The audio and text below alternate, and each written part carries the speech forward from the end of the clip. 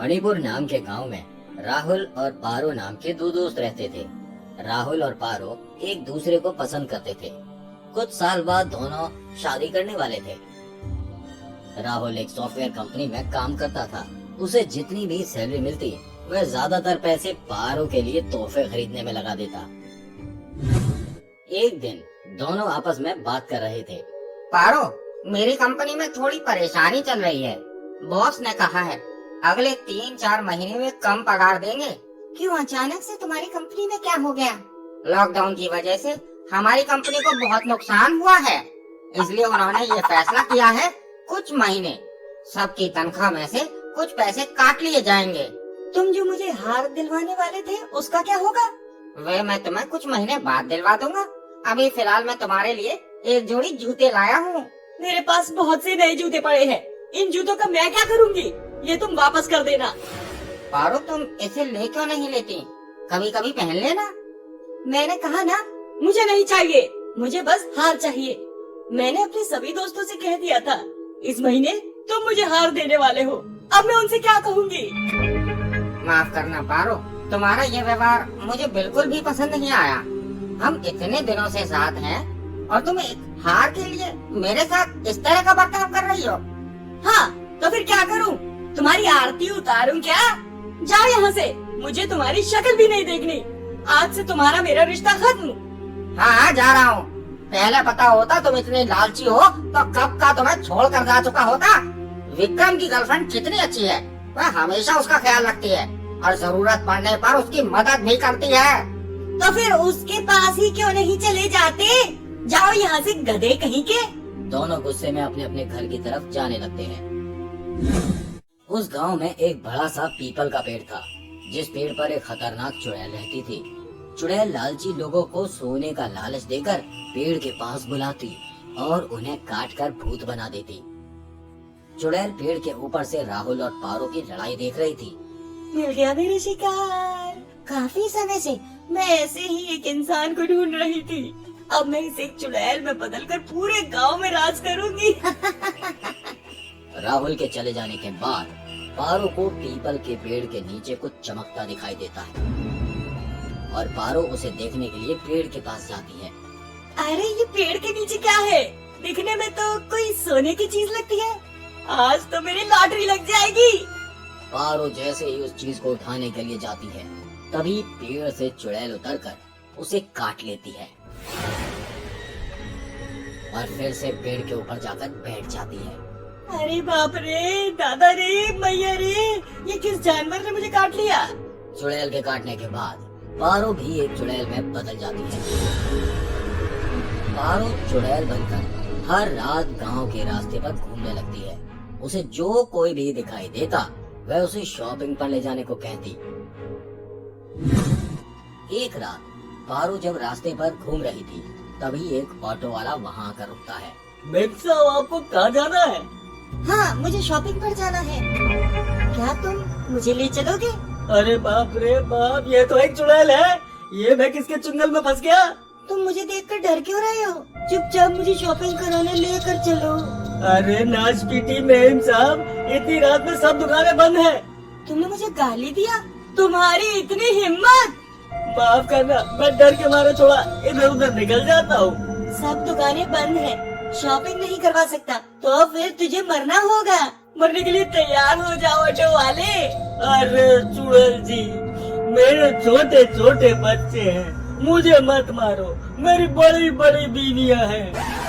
इससे पहले तू डर के मारे ही मर जाए, मैं तुझे मार डालूंगी। चुड़ैल ऑटो वाले को अपने बड़े बड़े नाखून वाले हाथ से बुरी तरह से नोच नोच कर मार डालती है। मुझे शॉपिंग करनी है। क्या कोई यहाँ पर है जो मुझे शॉपिंग करवाएगा? चुड़ैल पूरे गांव में घूमती रहती है और जोर जोर से चिल्लाती रहती है। शॉपिंग करनी है, क्या कोई यहाँ पर है? दूसरे दिन सभी गांव वालों को ऑटो वाले की लाश मिलती है। अरे देवा, कितनी बुरी तरह से इसे मारा गया है। कोई बहुत ही पुराना दुश्मन होगा। इस घटना के बाद लगातार कुछ दिनों तक हर रोज गांव की सड़कों पर किसी न किसी की लाश मिलने लगी। गांव के सभी लोग बहुत डर गए थे और उन्होंने रात में बाहर निकलना पूरी तरह से बंद कर दिया था। चुड़ैल भी पूरे गांव में घूमती रहती और जोर जोर से चिल्लाती रहती। कुछ लोग उसे खिड़की से देखा करते, लेकिन कोई भी अपने घर से बाहर नहीं निकलता। एक रात राहुल और उसके पिताजी खाना खाने के बाद आपस में बातें कर रहे थे। बेटा, पता नहीं हमारे गांव में ये कैसा भी सांप लगा है। रात में बिल्कुल भी बाहर मत निकलना। अगर कोई जरूरत हो तो मुझे बुलाना। पिताजी, आपको नहीं लगता हमें इसका कोई हल निकालना चाहिए? कब तक वह चुड़ैल हमें इस तरह से परेशान करती रहेगी? क्या तुम पागल हो चुके हो? अभी तुम जवान हो, इसलिए तुम्हारे दिल में इस तरह के ख्याल आ रहे हैं। वह एक चुड़ैल है, उससे लड़ना हम जैसे आम इंसान के बस में नहीं। तभी अचानक से चुड़ैल उनके खिड़की के बाहर से झांकने लगती है। तुम दोनों आपस में क्या गुटरगू कर रहे हो? राहुल, मुझे शॉपिंग पर ले चलेगा।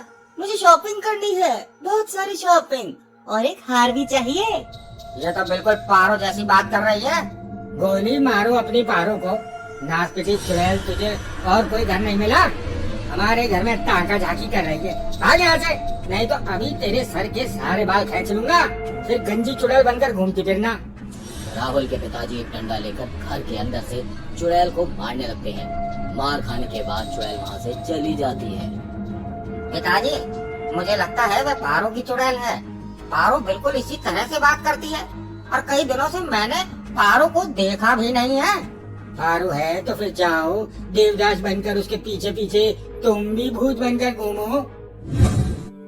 सुबह होते ही राहुल एक तांत्रिक बाबा के पास जाकर चुड़ैल की सारी बातें बताता है। बक्कड़ बक्कड़ बम्बे बो, सारी मस्ती मेरी हो, 80-90 पूरे 100 भूत चुड़ैल, मुझे माफ करो। क्या आपको कोई उपाय मिला? कैसे हम उस चुड़ैल से पीछा छुड़ाएंगे? आज रात मैं उस चुड़ैल का सामना करूंगा, और उसमें मुझे किसी एक इंसान की मदद चाहिए। ठीक है बाबा जी, मैं आपका साथ दूंगा। तांत्रिक और राहुल रात में गांव के बाहर चुड़ैल का इंतजार करने लगते हैं। रोज की तरह चुड़ैल फिर से गांव में आकर घूमने लगती है। कोई मुझे शॉपिंग करवा दो, कोई मुझे झुमका दिला दो, मुझे सोने के जेवर चाहिए। चुड़ैल को देखकर तांत्रिक जोर से आवाज लगाते हैं। अरे ओ चुड़ैल कहीं की, जल्दी से यहाँ आ, हम तुझे शॉपिंग करवाने के लिए आए हैं। चुड़ैल जल्दी से तांत्रिक के पास आ जाती है। मुझे शॉपिंग करवा दो, मुझे एक सोने का हार चाहिए और बहुत सारे कपड़े। लालची चुड़ैल कहीं की, अभी मैं तुझे शॉपिंग करवाता हूँ, तेरी सारी इच्छा पूरी हो जाएगी। तांत्रिक अपने कुंडल से पवित्र पानी लेकर चुड़ैल के ऊपर फेंकते हैं। अरे बाप रे, मर गई रे, ये किस करम जले को लेकर आए हो? मुझे कुछ भी नहीं चाहिए। ऐसे कैसे कुछ भी नहीं चाहिए? चुड़ैल जी, लेना तो पड़ेगा आपको, मैं बहुत ही प्यार से आपके लिए लाया हूँ। तांत्रिक लगातार चुड़ैल के ऊपर पवित्र पानी डालता रहता है। कुछ देर में पारो अपने असली रूप में आ जाती है और बेहोश हो जाती है। ये तो मेरी पारो है, ये चुड़ैल कैसे बन गई? ये कोई चुड़ैल नहीं है, एक चुड़ैल ने इसके अंदर कब्जा किया हुआ था। पवित्र पानी ने उसे बाहर निकाल दिया, लेकिन अभी वह यहीं कहीं आसपास ही है। मुझे उसे मारना होगा। बाबा जी, मेरी पारो ठीक तो है ना?